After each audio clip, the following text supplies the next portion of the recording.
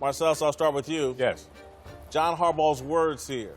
A bad sign for Lamar Jackson and his future as a franchise quarterback. I don't think it's a bad sign. What I think it is a bad class of receivers out there. And it's interesting if you talk about Lamar Jackson, the prospect, the work in progress. We understand that he is a project, but they've already started to fund and invest in this project.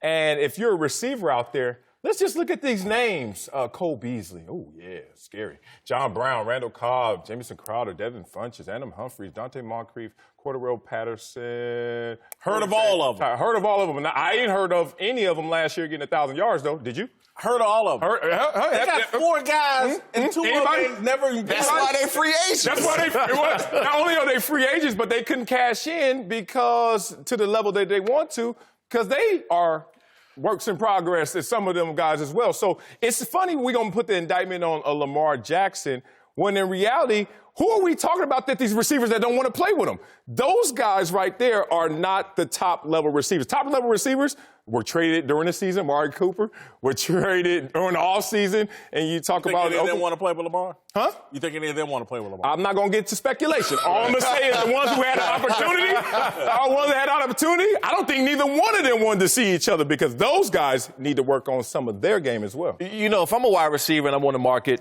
I'm looking at what Odell got paid, what some of these big guys got paid, and know that if I go to the Ravens, I never have an opportunity to make this type of money.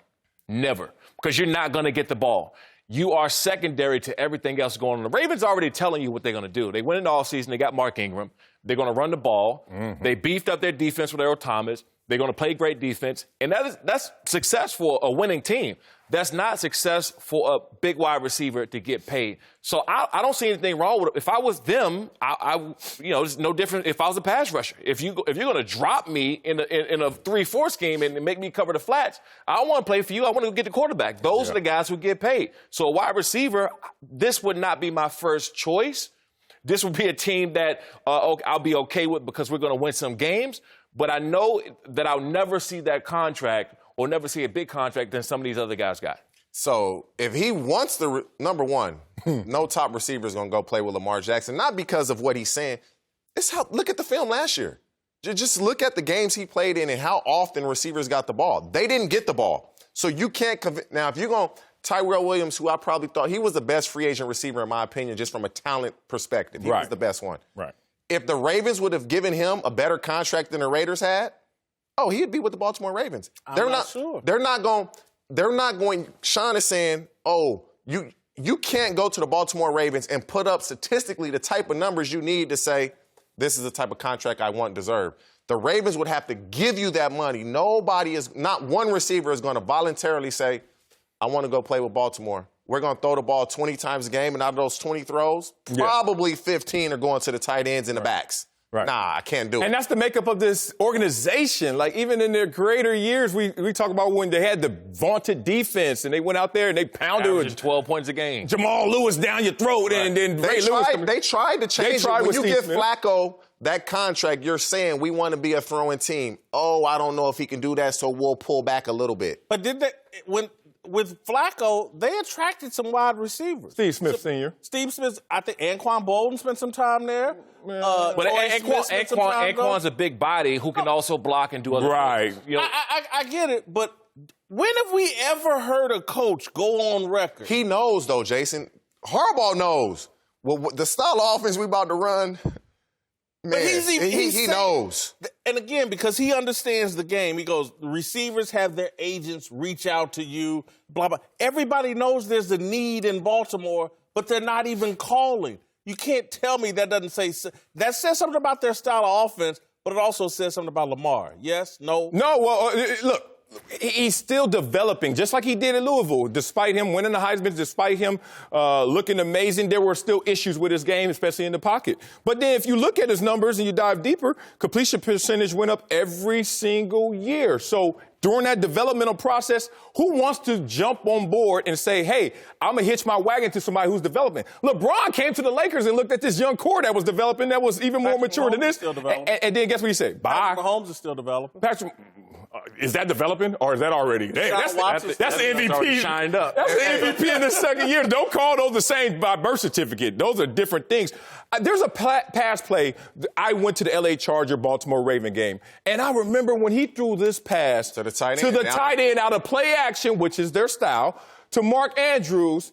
It was a 68. What's this pass? It was a great dude can't throw. But see, the key is Marcellus. Look at that. Come on, brother. Can he consistently do it? That's the progress. Yeah. If he can consistently do it, yes. Now we working with some. But I can show you some Tebow highlights to look good too, and some winning games. You're right there. Right. You say Tebow, and you think I'm gonna take that as a negative. I think that is a positive. Tebow won games, just didn't look a franchise quarterback. I understand that he wasn't given the proper leash, and it didn't look the part. I understand it, but that's not Lamar Jackson. And the game He's just has a guy changed the game a is ton since Tebow has been out of the league as far as implementing a lot of college.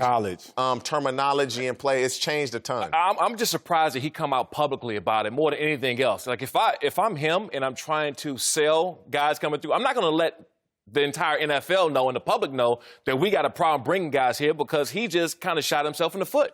He's saying that guys don't want to come here because they know what we're going to do, and he reassured everyone that they're going to run the ball and they're going to do those things. Let me give you another theory.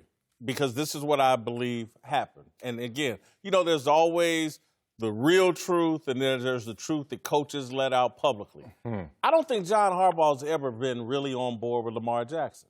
He ran Lamar Jackson to get into the playoffs and to get a contract extension. Now he's got his contract extension. Now he can move on to what he really thinks. And damn, we've committed to a quarterback and an offense. It's going to be hard to get certain guys. Buyer's remorse?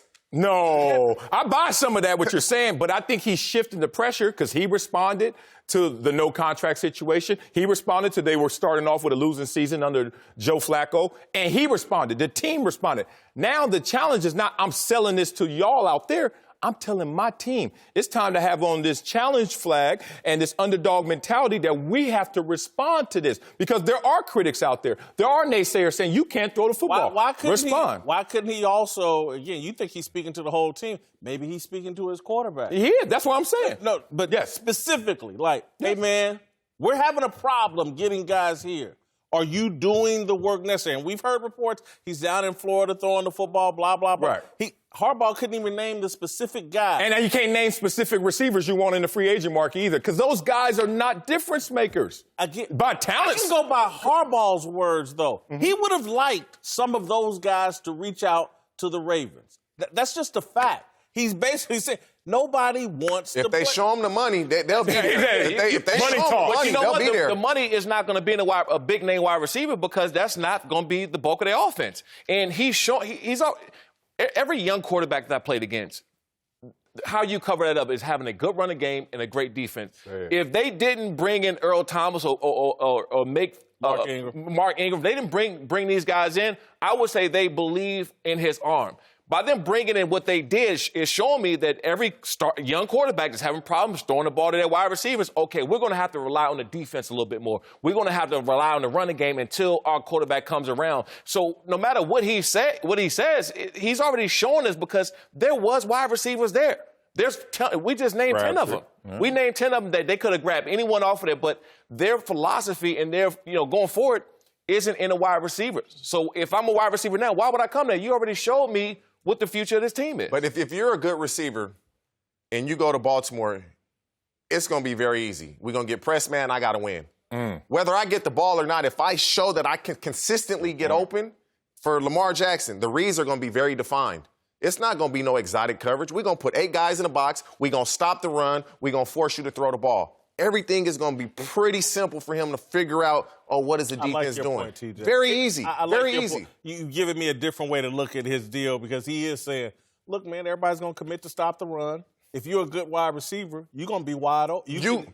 All you got to do is beat press coverage. Safety in the middle of the field. If you can't beat press coverage, you shouldn't be in the NFL. Yeah, but it's a consistency because I was at that game too. He had Lamar Jackson had another ball he threw out the back of the end zone, which shocked me. I didn't know he had that type of arm in him. I mean, it was an incomplete pass, but I couldn't believe he was able to throw it the way he did. It was just a little bit too far for the wide receiver. So I know he has the arm. It's the consistency is going to be the problem going forward. There's no doubt he can get a guy the ball once or twice. I mean, he's an NFL quarterback. He should be able to. But can he consistently go out week in and week out and do that? That's the key. Can he consistently throw the ball with accuracy?